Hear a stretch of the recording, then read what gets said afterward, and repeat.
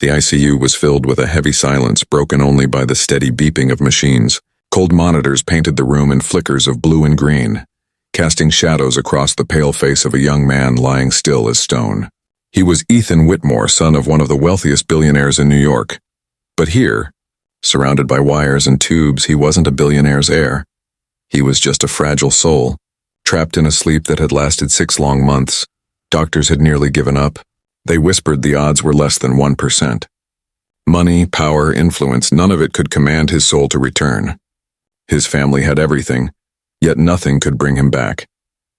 On a snowy winter night, while frost glazed the hospital windows, a young nurse named Claire lingered at Ethan's bedside. Her shift had ended hours ago, but something about him held her there. It wasn't duty. It wasn't rules. It was something deeper. She leaned closer, fighting back tears she couldn't explain, and whispered into his ear, words she never thought he would hear. And then, impossibly, his fingers twitched.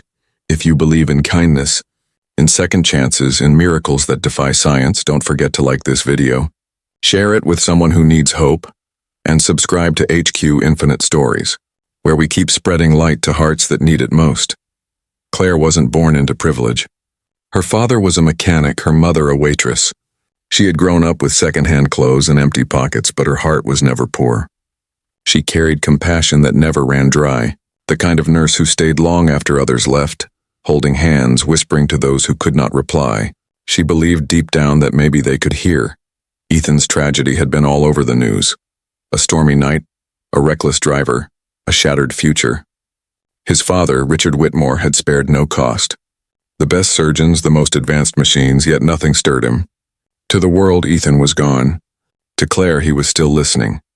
Night after night, she told him stories about the weather, about her clumsy mistakes as a new nurse, about the patients who came and went. Sometimes she prayed. Sometimes, when loneliness grew heavy, she shared secrets no one else knew. Her fears, her struggles, her longing to matter. And to her, in those quiet hours, Ethan was the one listening. That night when his hand moved, Claire almost thought she imagined it. But when she pressed his hand tighter and whispered his name, his thumb twitched again. She knew it was real. The doctors called it reflex. Claire called it hope. From then on, she refused to stop.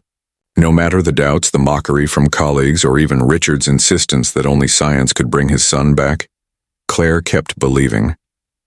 She spoke life into his silence night after night. And slowly, almost impossibly, signs appeared. His eyelids fluttered. His lips trembled. His hand gripped hers stronger each day. The doctors explained it with medical terms. Claire knew better. It was a miracle, piece by fragile piece. One evening, after sharing her own childhood struggles, how her father worked 3 jobs just to keep them afloat, how she often felt invisible in the world, she whispered, "But talking to you, Ethan, I feel like maybe I matter." And that was the night Ethan opened his eyes. It wasn't dramatic. It was slow, hesitant, but real. His gaze, weak and unfocused, found Claire's face and didn't leave it. Tears blurred her vision as she gasped and pressed the call button. Doctors rushed in, Richard stormed into the room, but Ethan's eyes stayed on her. Not the machines, not the specialists. Not even his father. The billionaire who believed money could buy everything stood frozen as his son awakened. To the voice of a nurse who had refused to give up. Recovery wasn't easy. Ethan battled memory loss, weakness, frustration. But through it all, Claire stayed. She celebrated every word, every step, every fragile victory. She reminded him progress wasn't about perfection. It was about persistence. Months later, Ethan sat in the hospital garden, breathing fresh air for the first time in almost a year. His father sat quietly beside him, humbled in ways money could never teach.